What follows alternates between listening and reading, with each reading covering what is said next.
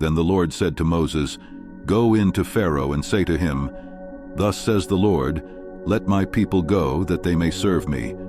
But if you refuse to let them go, behold, I will plague all your country with frogs. The Nile shall swarm with frogs that shall come up into your house and into your bedroom and on your bed and into the houses of your servants and your people and into your ovens and your kneading bowls.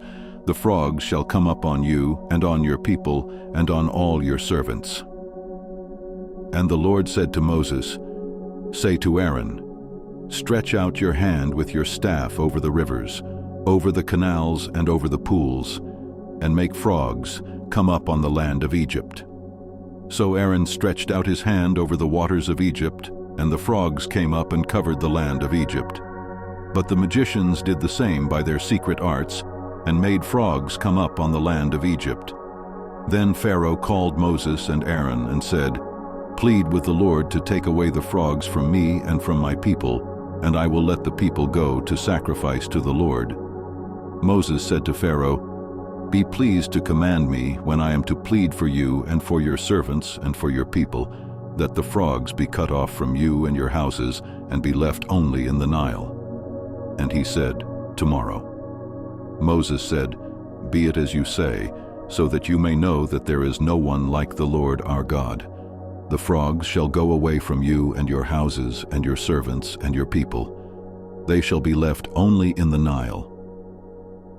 So Moses and Aaron went out from Pharaoh, and Moses cried to the Lord about the frogs, as he had agreed with Pharaoh.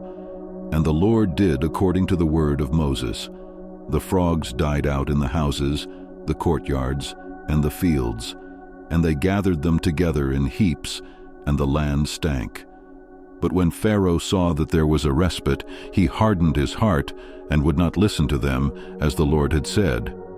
Then the Lord said to Moses, "Say to Aaron, 'Stretch out your staff and strike the dust of the earth, so that it may become gnats in all the land of Egypt.'"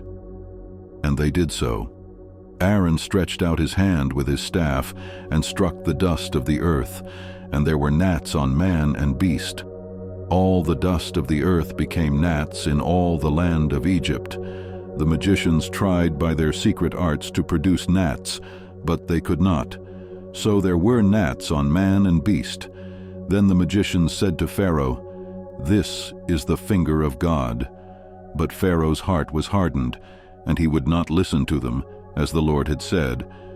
Then the Lord said to Moses, "Rise up early in the morning and present yourself to Pharaoh as he goes out to the water, and say to him, 'Thus says the Lord, let my people go, that they may serve me. Or else, if you will not let my people go, behold, I will send swarms of flies on you and your servants and your people, and into your houses. And the houses of the Egyptians shall be filled with swarms of flies, and also the ground on which they stand. But on that day I will set apart the land of Goshen, where my people dwell, so that no swarms of flies shall be there, that you may know that I am the Lord in the midst of the earth. Thus I will put a division between my people and your people. Tomorrow this sign shall happen." And the Lord did so. There came great swarms of flies into the house of Pharaoh and into his servants' houses. Throughout all the land of Egypt, the land was ruined by the swarms of flies. Then Pharaoh called Moses and Aaron and said, "Go, sacrifice to your God within the land." But Moses said, "It would not be right to do so, for the offerings we shall sacrifice to the Lord our God are an abomination to the Egyptians. If we sacrifice offerings abominable to the Egyptians before their eyes, will they not stone us? We must go 3 days' journey into the wilderness and sacrifice to the Lord our God as he tells us." So Pharaoh said, "I will let you go to sacrifice to the Lord your God in the wilderness. Only you must not go very far away. Plead for me."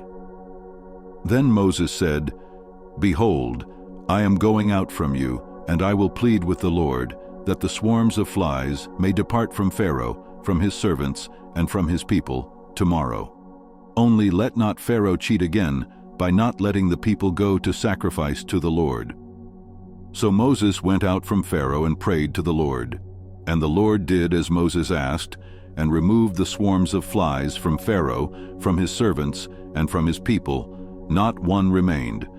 But Pharaoh hardened his heart this time also, and did not let the people go.